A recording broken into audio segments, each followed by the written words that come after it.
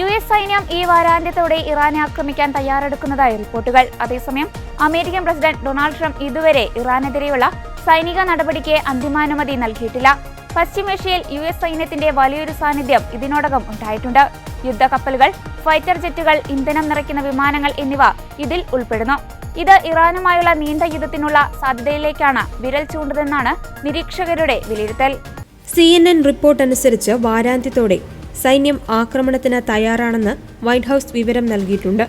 റിപ്പോർട്ടിൽ പറയുന്നതനുസരിച്ച് US commander in chief സൈനിക നടപടിയെ അനുകൂലിച്ചും പ്രതികൂലിച്ചും വാദിക്കുകയും ഉപദേശകരോടും സഖ്യകക്ഷികളോടും ഏറ്റവും നല്ല നടപടി ഏതാണെന്ന് ചോദിച്ചറിയുകയും ചെയ്തിട്ടുണ്ട്.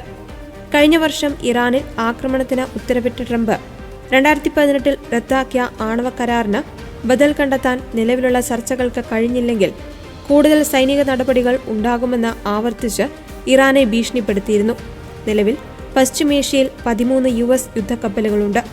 ഒരു വിമാനവാഹിനി കപ്പൽ USS എബ്രഹാം ലിങ്കൺ, 9 ഡിസ്ട്രോയറുകൾ, 3 ലിറ്റോൺ കോമ്പാക്ട് ഷിപ്പുകൾ കൂടാതെ ഇതിലധികം സന്നാഹം ഉടനെത്തുമെന്ന് ഒരു US ഉദ്യോഗസ്ഥൻ അറിയിച്ചു. ലോകത്തിലെ ഏറ്റവും വലിയ വിമാനവാഹിനി കപ്പലായ USS ജെറാൾഡ് ആർ ഫോർഡ് ട്രംപിന്റെ ഉത്തരവ് പ്രകാരം ഈ മാസം ആദ്യം കരീബിയൻ കടലിൽ നിന്ന് മിഡിൽ ഈസ്റ്റിലേക്ക് യാത്ര ചെയ്യുകയാണ്. ഇതിനോടൊപ്പം 3 ഡിസ്ട്രോയറുകളുമുണ്ട്. ഡസൻ കണക്കിന് യുദ്ധവിമാനങ്ങൾ വഹിക്കുകയും ആയിരക്കണക്കിന് നാവികർ ഉള്ളതുമായ 2 US വിമാനവാഹിനി കപ്പലുകൾ പശ്ചിമേഷ്യയിൽ ഉണ്ടാകുന്നത് അപൂർവമാണ്.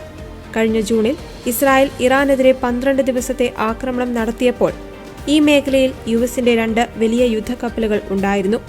എക്സ് ഫ്ലൈറ്റ് ട്രാക്കിംഗ് വെബ്സൈറ്റായ ഫ്ലൈറ്റ് റഡാർ 24 എന്നിവയിലെ വിവരങ്ങൾ അനുസരിച്ച് ട്രംപ് വലിയൊരു ശ്രേണി വിമാനങ്ങളും അയച്ചിട്ടുണ്ട്.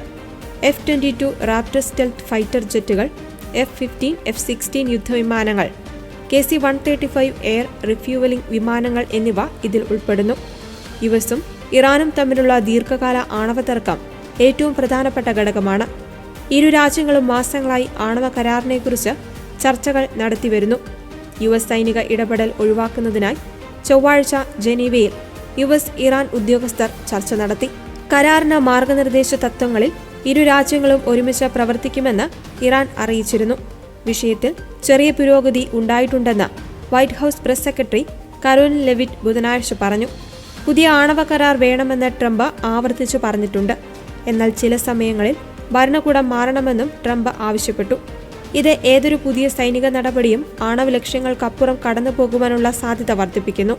കഴിഞ്ഞ മാസം ആക്രമണത്തിന് ഉത്തരവിടുന്നതിൽ നിന്ന് ട്രംപ് പിന്മാറിയിരുന്നു. USന്റെ സമ്മർദ്ദത്തിൽ ടെഹ്റാൻ 800-ലധികം വധശിക്ഷകൾ നിർത്തിവെച്ചതായി അദ്ദേഹം പറഞ്ഞു. എന്നാൽ അതിനുശേഷം ഇറാനെതിരെ വീണ്ടും ഭീഷണി ഉയർത്തി. കരാർ വേഗത്തിൽ പ്രായോഗികമായില്ലെങ്കിൽ ഇറാനെ ആക്രമിക്കുമെന്ന് ട്രംപ് സൂചന നൽകുന്നു. ഇതുവരെ ഒരു കരാറുണ്ടാകാൻ സാധ്യതയുണ്ടെന്ന് യാതൊരു സൂചനയും ലഭ്യമല്ല. എന്നാൽ യുദ്ധത്തിന്റെ സൂചനകൾ ശക്തമായിക്കൊണ്ടിരിക്കുന്നു. നിലവിലെ എണ്ണ വിപണിയും ട്രംപിന് ഇറാനെ ആക്രമിക്കുവാൻ അവസരം നൽകുന്നു.